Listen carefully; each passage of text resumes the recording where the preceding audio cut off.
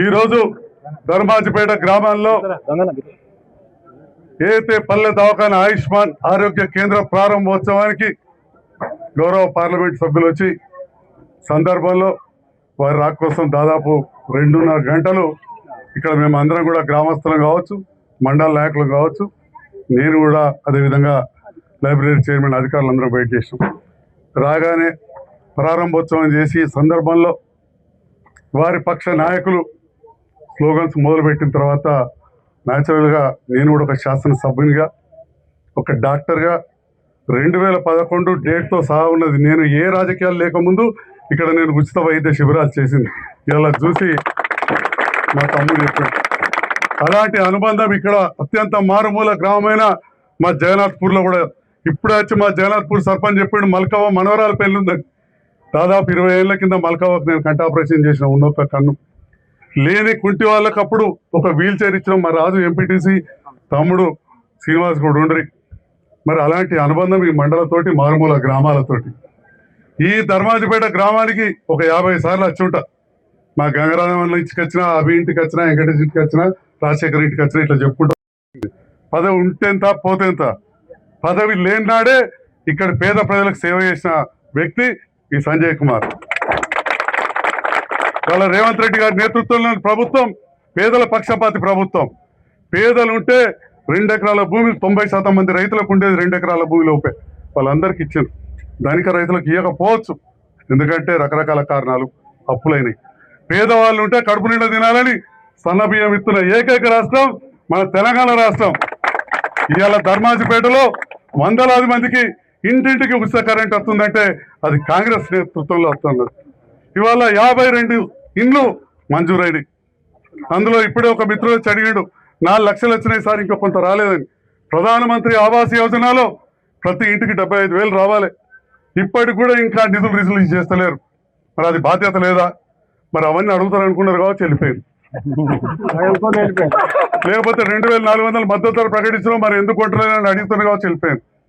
ఏదో యాప్ గురించి మాట్లాడింది. మీరు కానీ యూరియా తెలంగాణ రాష్ట్ర ప్రభుత్వం అడిగే 11 లక్షల మెట్రిక్ టన్నులు సప్లై చేస్తుంటే అసలు యాప్ పెట్టే అవసరమే ఉన్నది. యాప్ ఎందుకు పెడుతున్నామంటే యూరియా రైతులే కాకుండా చాలా పరిశ్రమలకు కూడా యూరియా వాడతారు. దొంగచాటున పోవద్దు, మన రైతుకే అందాలి, ఎకరానికి బస్తా చొప్పున ముందు ఇవ్వాలి, రైతుకే అందాలని చెప్పి పాస్బుక్ ద్వారా యాప్ పెట్టారు తప్ప రైతును నష్టపరచడానికి కాదు. మీరే కానీ అడిగిన 11 లక్షల మెట్రిక్ టన్నుల యూరియా సప్లై చేస్తుంటే తెలంగాణకు యాప్ పెట్టే అవసరమే ఉంది. పోయిన 2 సంవత్సరాలు పెట్టినామా? ఈసారి రకరకాల కారణాలు. ఇవాళ రూపాయి విలువ ఎక్కడికి పడిపోయింది? బంగారం ధర పరిస్థితి ఏంది? ఇవాళ బయట పోతే నూనె ధర పరిస్థితి ఏంది? మరి అన్ని ఢిల్లీ సర్కార్ అని మాట్లాడేటోళ్ళు దీనికి కూడా జవాబు చెప్పాలి. పెట్రోల్ డీజిల్ పరిస్థితి. మా యువత పొద్దున్న లేతే ఒక బండి వేసుకొని పోయి ఉద్యోగం చేసుకొని వస్తారు, చదువుకొని వస్తారు, రైతన్న పొలం కాడికి పోతాడు. ఇవాళ డీజిల్ ధర ఎంత పెరిగింది? ఇవన్నీ కూడా ఆలోచన చేయాలి. మరి దానికి బాధ్యత మాత్రం కేంద్ర ప్రభుత్వం కాదా? ఇవాళ 100కి 41 రూపాయలు ఇచ్చే దాంట్లోకెళ్ళి దవాఖాన ఇస్తే మొత్తం కేంద్ర ప్రభుత్వం అని చెప్పారు. ఎస్, నేను ఒప్పుకుంటా.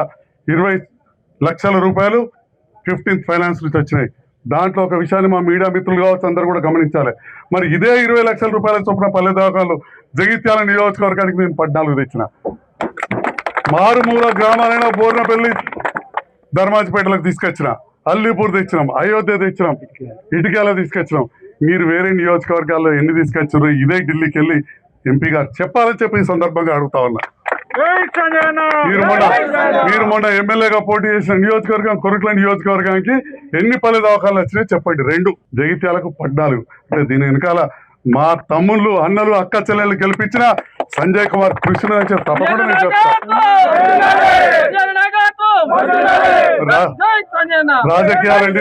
రాజకీయాలండి పక్కన పెట్టి ఈరోజు ఈ ఆసుపత్రి ప్రారంభోత్సవం చేసుకున్నాం.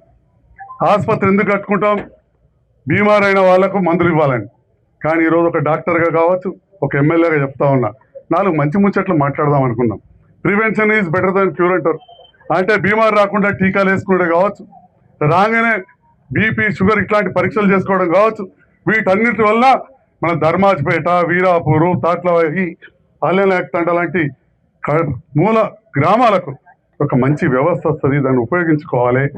ఏం చేయాలి? రక్త పరీక్ష ఎప్పుడు చేయించుకోవాలి? ఇట్లాంటి 4 మాటలు మాట్లాడి దానిలో ఇంకా ఏమైనా లోటుపాట్లు ఉంటే ఈడేమైనా 5 లక్షలు తక్కువ పడ్డాయి అన్నారు. దానికి 3 లక్షలు చదివినా అని వారే చెప్పారు. ఇంకో 2 లక్షలు కూడా ఖచ్చితంగా దవాఖాన పూర్తి అవడానికి ఇస్తాను కూడా ఈ సందర్భంగా చెప్తా ఉన్నాం. చాలా హాస్పిటల్ దగ్గర బోర్వెల్ లేదు, అల్లీపూర్లో లేదు, మన బోర్వెల్ మంజూరు చేసినాం. ఇట్లా ఎన్నో మాటలు మనం మాట్లాడేది ఉంటుంది. అలాంటి ఒక వేదికను కలిసి మంచిగా పంచుకోక మొట్టమొదలు ఇలా మీడియా సాక్షిగా అడుగుతున్నా, ఎవరు మొదలుపెట్టినారు జై జై నినాదాలు అని చెప్పి మీరే చెప్పాలి. మరి అన్నప్పుడు ధీటుగా ఇట్లాంటి గ్రామాలకు ఒక్కొక్క ఊరికి 50 నుంచి 100 సార్లు పోయిన నేను, నా తోటి సోదరులు, కుటుంబ సభ్యులు, ఈ గ్రామస్తులు నాకు మద్దతు కూడా మాట్లాడారు. అది ఎప్పటికి కూడా మాట్లాడతారు.